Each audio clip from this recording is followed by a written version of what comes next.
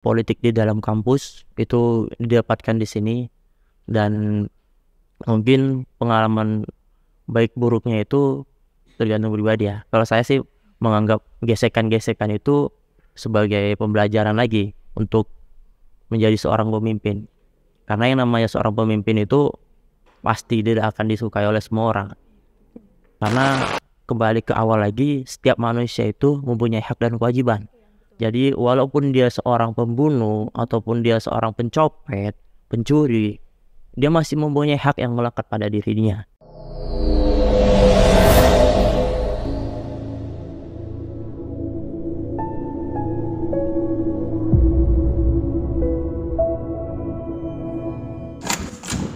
Assalamualaikum warahmatullahi wabarakatuh. Halo Sobat Hukum, kembali lagi di channel kesayangan kalian, channel YouTube Fakultas Hukum Universitas Asahan. Bersama dengan saya, Arung Sabita, yang akan memandu jalannya podcast pada hari ini. Dan bersama teman saya. Halo Sobat Hukum, perkenalkan nama saya Andini Sagita Lasari, saya sebagai co-host pada podcast kali ini. Tentunya pada bincang-bincang kali ini, kami tidak hanya berdua nih, tapi kami ditemani oleh narasumber yang luar biasa dan keren, yaitu Bang Riki Santoso selaku Presiden Mahasiswa Universitas Asahan. Halo Bang. Halo, Apa kabar nih Bang? alhamdulillah baik. Oke, sebelum kita memulai bincang-bincang lebih dalam nih Bang, boleh nggak sih perkenalkan diri dulu kepada Sobat Hukum di rumah? Oke, bisa. Halo Sobat Hukum, perkenalkan nama saya Riki Santoso. Saya merupakan Presiden Mahasiswa Universitas Asahan periode 2022-2023. Dan saya merupakan mahasiswa semester 8 di Fakultas Hukum, tepatnya di kelas Dialogos. Baik. Oke Bang, sebelum lanjut lagi nih Bang, boleh dong Abang memperkenalkan apa sih itu Presma, mendeskripsikan. Mungkin banyak di luar sana yang masih bingung apa sih itu Presma. Pertama dimulai dari kampus, merupakan wadah pembelajaran bagi mahasiswa dan juga miniatur negara dalam suatu negara.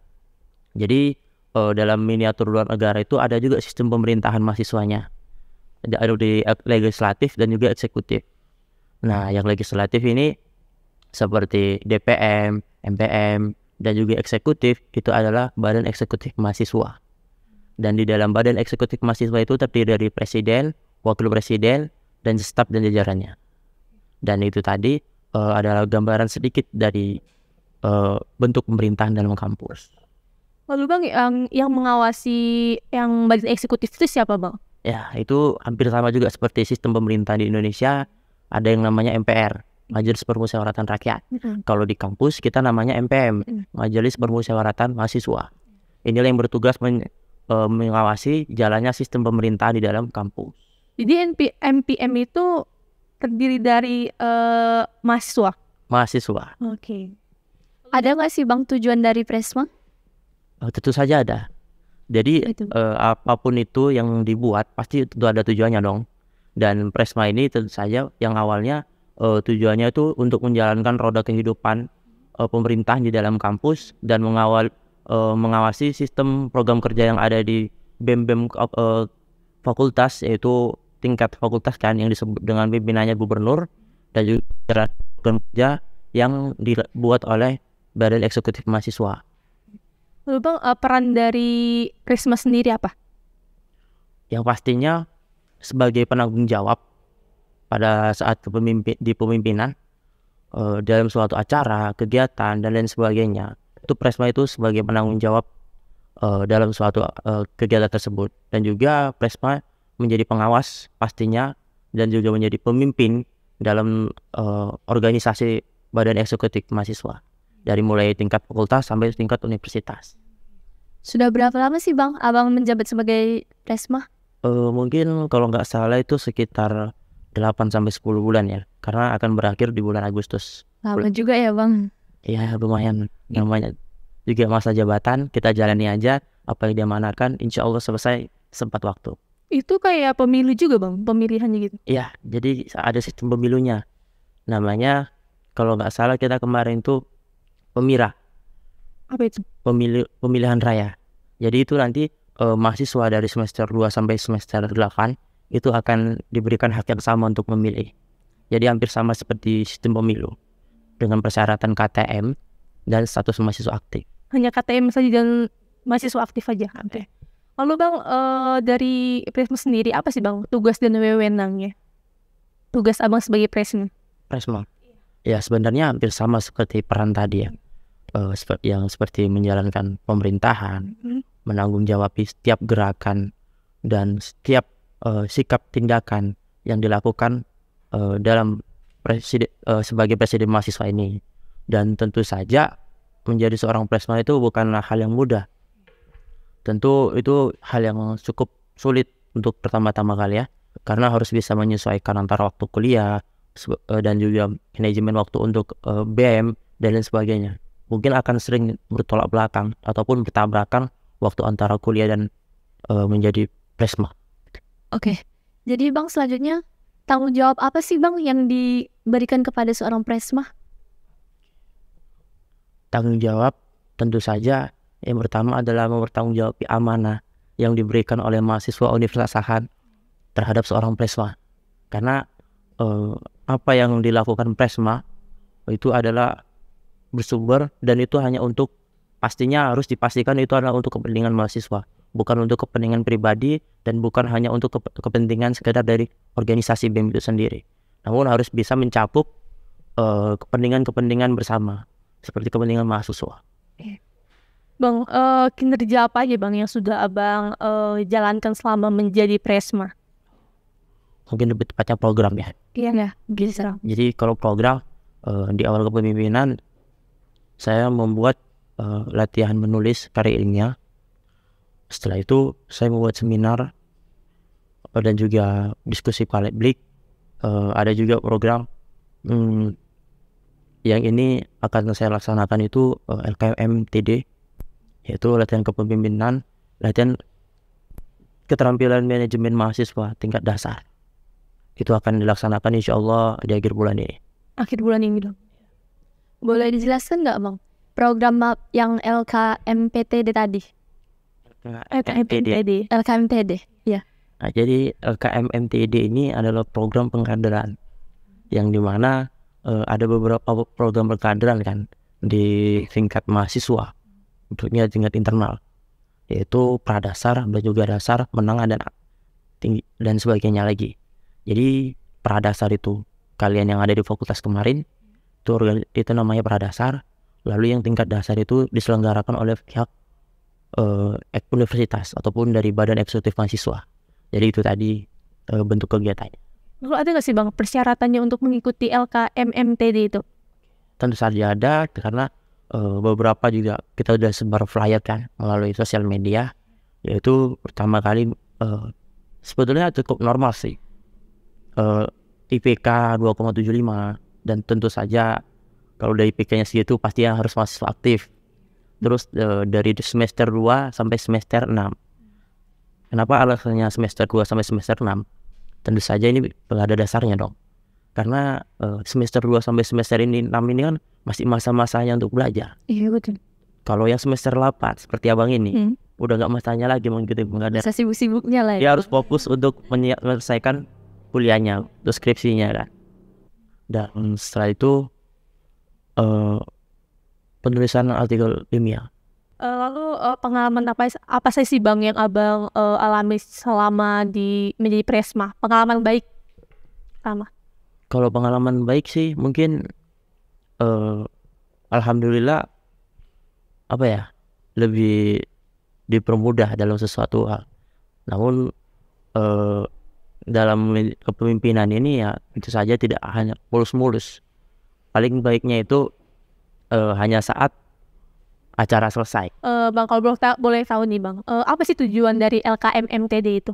Oke, jadi tujuan dari diselenggarakannya LKMMTD ini tadi adalah untuk melatih, mengkader mahasiswa-mahasiswa di Universitas Sahan ini untuk lebih lanjut lagi. Karena yang namanya mahasiswa ini kan perlu pembelajaran lagi, apalagi di bidang public speaking, pengetahuan dan lain sebagainya. Itu di LKMMTD itu akan dilatih. Jadi seperti latihan manajemen pemimpinan dan juga latihan yang lain sebagainya, entrepreneurship dan lain sebagainya, itu akan nanti dilatih di LKMMTD ini tadi. Dan diharapkan juga untuk pemimpin-pemimpin seterusnya, pemimpin yang akan datang seperti Presma dan juga gubernur adalah orang-orang yang memang benar-benar berkualitas, orang yang murni lahir dari pengkaderan. Lalu Bang, ada nggak sih benefit dari LKMMTD itu? Benefitnya? Oke, jadi benefitnya mungkin yang pertama, yang paling penting ilmu, Iya. dan yang kedua itu nanti insya Allah, tapi belum bisa Abang pastikan juga, tapi kemungkinan besar akan kita adakan juga inaugurasi, Apa itu Di- integrasi? jalan-jalan. Kita akan jalan-jalan di akhir acara. Insya Allah nanti kita menyewa bus untuk jalan-jalan kan sebagai makrab, malam pengakraban itu tadi di LKMMTD tadi. Jadi LKMMTD nanti kita maksimalkan untuk pembelajaran bagaimana agar mahasiswa-mahasiswa ini bukan menjadi orang yang individualis, namun orang yang peduli dengan sesama mahasiswa. Karena beberapa kali ya Abang membuat survei mandiri, sifat mahasiswa di Universitas Hasanuddin ini adalah tipikal orang yang mandiri ataupun lebih ke individualis. Mereka yang penting menyelamatkan diri sendiri tanpa memikirkan seseorang yang lain. Sementara pada dasarnya manusia itu adalah makhluk yang hidup berkelompok ataupun sosialis. Dan itu kalau bisa kita hidupkan kembali. Memang pada dasarnya pada zaman 5.0 sekarang ini itu mahasiswa itu lebih cenderung aktif dalam sosmed daripada mengobrol ataupun diskusi seperti wajarnya mahasiswa pada umumnya. Jadi itulah yang ingin kita hidupkan kembali. Bagaimana ruhnya mahasiswa itu seperti diskusi ataupun berbincang-bincang soal ilmu, itu sekarang sudah sedikit di Universitas ini. Lalu Bang, apa sih tantangan terberat menjadi seorang Fresma?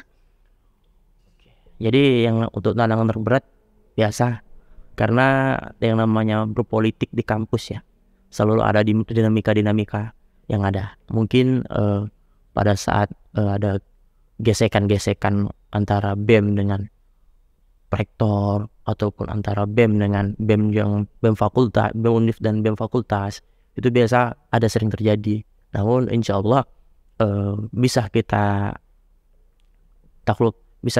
upayakan juga untuk melancarkan kegiatan juga. Solusinya dengan apa itu Bang? Cara mengatasinya? Oke, pertama kita mediasi. Kita datang pendekatan persuasif, kita kenali dulu masalahnya, apa yang dipermasalahkannya, lalu sudah kita cari permasalahannya, kita introspeksi dulu, apakah memang benar kesalahannya di sini, ataukah memang hanya sekedar mencari permasalahan. Ya kita juga tahu diri juga, dan kalau memang kita benar salah, ya kita akui salah, dan kita harus introspeksi dan evaluasi tentunya.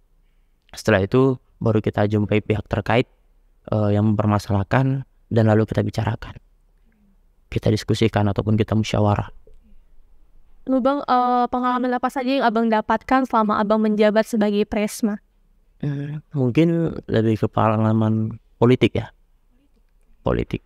Jadi bagaimana cara berpolitik di dalam kampus itu didapatkan di sini, dan mungkin pengalaman baik buruknya itu tergantung pribadi ya. Kalau saya sih menganggap gesekan-gesekan itu sebagai pembelajaran lagi untuk menjadi seorang pemimpin. Karena yang namanya seorang pemimpin itu pasti tidak akan disukai oleh semua orang.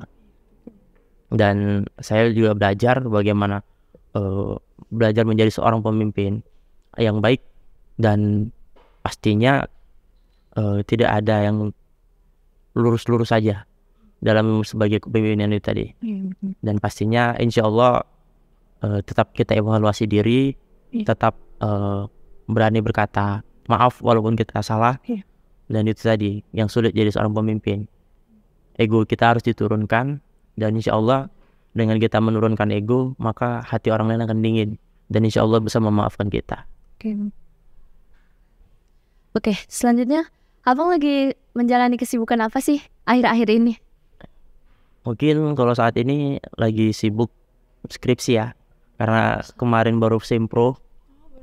Sempro ya Bang? Gimana Bang, lancar sempronya? Alhamdulillah. Deg-degan gak sih Bang?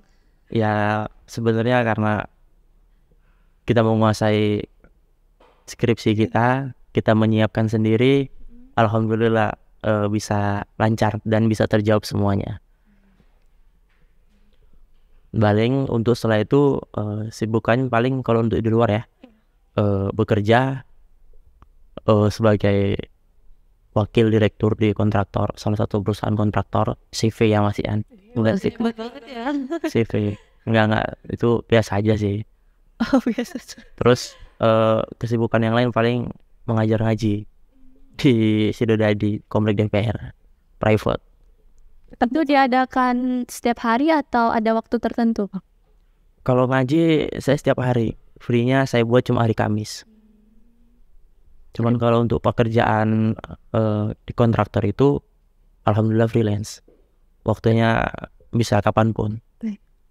Oke Bang, lalu bagaimana sih Abang nih cara Abang membagi waktu sebagai mahasiswa maupun sebagai presma? Kan tadi juga Abang bilang kalau Abang itu sedang bekerja kan. Nah, bagaimana cara membagi waktunya? Tipsnya gitu Bang. Jadi cara membagi waktu, saya biasa ada satu whiteboard ya di kamar untuk jadwal keseharian saya dari mulai bangun tidur sampai mau tidur. Jadi itu saya biasakan membuat jadwal itu tadi, Seperti list gitu ya Bang? list. Oke. Jadi setiap hari saya menyiapkan itu tadi. Untuk itu biasa saya 1 bulan ke depan untuk menyiapkan itu tadi selama seminggu kan, karena memang saya memang diajar oleh senior untuk membuat seperti itu agar lebih mudah memanajemen waktu. Oke, Bang. Ada nggak sih struktur dari BEM UNA? Ada. Jadi BEM Univ itu ya, sebutannya BEM Universitas, itu ada strukturalnya juga. Itu dari mulai presiden mahasiswa itu sebagai pimpinan, dan juga wakil presiden mahasiswa, sekretaris, bendahara, dan juga kabinet-kabinet yang lain, menteri-menteri kita sebutannya. Itu terdiri dari seluruh mahasiswa yang ada di fakultas UNA ini? Terdiri dari mahasiswa yang ada di beberapa fakultas universitas. Kan setiap hal itu kan bisa ada hak-hak dan kewajibannya Bang. Nah, bagi presma sendiri ada nggak sih Bang hak-hak dan kewajibannya itu? Ya, bagaimana kita belajar hukum kan? Pada dasarnya setiap manusia itu yang pada saat lahir di muka bumi memiliki hak dan kewajiban. Sama halnya seperti di kampus, mahasiswa juga mempunyai hak dan kewajiban. Apalagi sebagai BEM mahasiswa itu, badan BEM itu juga ada hak dan kewajiban. Yang pertama dimulai dari kewajiban ya. Kewajiban kami itu adalah mengawasi dan menjalankan sistem pemerintahan yang ada di kampus. Dan yang kedua itu adalah menjalankan program-program yang telah kami buat pada saat dari awal pelantikan sampai akhir. Dan yang ketiga, mempertanggungjawabkan setiap tindakan program-program yang telah kami laksanakan dalam bentuk LPJ. LPJ. Oke. Selanjutnya Bang, ada nggak nih tips-tips untuk calon mahasiswa ataupun mahasiswa yang ingin menjadi seorang presma? Jadi tentu saja yang pertama harus mahasiswa yang aktif. Ya. Jangan sampai mahasiswa yang jarang kuliah mencalon sebagai presma, menang pula. Aduh, patut dipertanyain itu ya Bang. Gawat, berarti ada yang salah dengan mahasiswa-mahasiswanya. Bukan hanya yang mencalon, yang memilih juga. Ya benar Bang. Oke, terus yang kedua tentunya punya pandangan yang jauh ke depan. Aslinya dia harus punya gagasan sebagai calon seorang pemimpin. Jangan hanya ingin menjadi seorang pemimpin, setelah jadi pemimpin hanya membanggakan kekuasaan. Nah, itu yang bahaya. Jadi apabila diamanahkan sesuatu, maka pertanggungjawabkanlah dan jalankanlah amanah itu sesuai yang diberikan. Dan sampai batas waktu yang ditentukan. Jangan sampai berlebihan juga, karena berlebihan juga nggak bagus. Bang, menurut Abang nih apa sih peluang sebagai alumni mahasiswa hukum? Karena kan setiap orang kan mungkin mikirnya terlalu monoton kalau misalnya alumni mahasiswa hukum itu cuma di jaksa, pengacara, atau hakim. Dan selain itu ada nggak sih Bang? Menurut Abang? Ada sih, seperti saya sendiri dan bos saya juga alumni dari Fakultas Hukum, cuman bukan di sini memang. Dan beliau bekerja sebagai kontraktor, dan juga kami sama-sama kontraktor kan. Dan untuk yang lain juga setiap perusahaan itu ada yang dibutuhkan bidang humas, hubungan kemasyarakatan. Ini biasa diisi-isi oleh anak hukum. Dan juga setiap perusahaan itu punya advokatnya masing-masing biasanya. Bukan hanya advokat masing-masing, notaris pun sama juga. Biasa seperti bank itu, bank perbankan, mereka bekerja sama dengan pihak ketiga seperti notaris dan lain sebagainya. Dan bukan hanya itu sih, namun banyak, setiap perusahaan itu pastinya butuh anak hukum, walaupun memang kuotanya lebih sedikit dibandingkan fakultas-fakultas yang lain. Namun jangan sampai dengan kuota yang sedikit itu membuat kita kalah saing. Kuncinya tetap belajar. Bang, kalau boleh tahu nih, apa sih alasan abang masuk ke fakultas hukum? Yang pertama, nggak ada keluarga yang merupakan alumni fakultas hukum ya, ataupun rata-rata memang keluarga itu dari SP, sarjana pertanian rata-rata, dan juga ekonomi. Jadi saya memutuskan untuk Berani beda sendiri ya bang. beda, Jadi hukum ini memang pilihan abang sendiri. memang pilihan sendiri. Lalu tuh, Jadi karena itu juga, karena pernah juga tersandung permasalahan tentang hukum, dan itu menjadi sebuah pelajaran, dan berpikir juga menjadi renungan betapa pentingnya mengetahui tentang hukum, dan itu alasannya kenapa saya memilih fakultas hukum. termotivasi lah bang dari hal itu. Oke. Oke, sobat hukum di rumah, kita kali ini masuk ke seksi mitos dan fakta. Oke bang, mitos atau fakta masuk fakultas hukum itu bebas dari hitung-hitungan. Mitos. Kenapa bang? Jadi cabang ilmu hukum itu ada banyak ya, bukan hanya ilmu hukum perdata dan hukum pidana, namun ada banyak lagi seperti hukum agraria, itu juga perlu memakai hitung-hitungan karena bersangkutan dengan tanah kan. Lalu ada hukum pajak, dan ada juga hukum sengketa pemilu, di mana hukum sengketa pemilu ini diasuh oleh Pak Komis ya. Dan itu juga perlu hitung-hitungan, bagaimana presentasi parpol, presentasi suara, presentasi dan lainnya. Dan juga di hukum pajak itu juga banyak perhitungannya, bahkan lebih rumit kalau saya rasa ya. Jadi itu hanya mitos. Mitos. Berarti di fakultas hukum ini tetap ada yang namanya hitung-hitung. Ada pastinya. Selanjutnya bang, mitos atau fakta seluruh mahasiswa-mahasiswi hukum harus menghafal semua pasal-pasal yang ada di undang-undang. Mitos. Mitos. Alasannya kenapa tuh bang? Jadi pertama, kalau menghafal ini belum tentu kita tahu tata cara letaknya. Jadi alangkah baiknya sebagai mahasiswa fakultas hukum ini bukan hanya belajar di dalam kampus, namun juga mencari ilmu di luar kampus seperti organisasi ataupun ikut dengan praktisi seperti notaris ataupun advokat. Jadi dari situ kita akan belajar bagaimana cara mengetahui penggunaan dan penempatan pasal, dan insya Allah dari situ kita akan lebih mudah menghafal. Berarti kembali lagi ke jam terbang ya bang? Iya, bukan jam terbang sih, tapi bagaimana cara memahami. Berarti bukan dihafal ya, yang pasti harus dipahami. Yang pasti harus dipahami. Oke bang. Mitos atau fakta mahasiswa fakultas hukum wajib harus pandai berbicara? Sebetulnya lebih ke arah kewajiban ya, bukan mitos ataupun faktanya. Faktanya juga masih ada beberapa mahasiswa fakultas hukum itu yang takut untuk berbicara, belum berani speak up. Jadi sebenarnya mahasiswa fakultas hukum itu harus banyak berbicara. Karena apa? Mahasiswa fakultas hukum itu nanti pada saat menjadi seorang praktisi akan dituntut untuk banyak berbicara.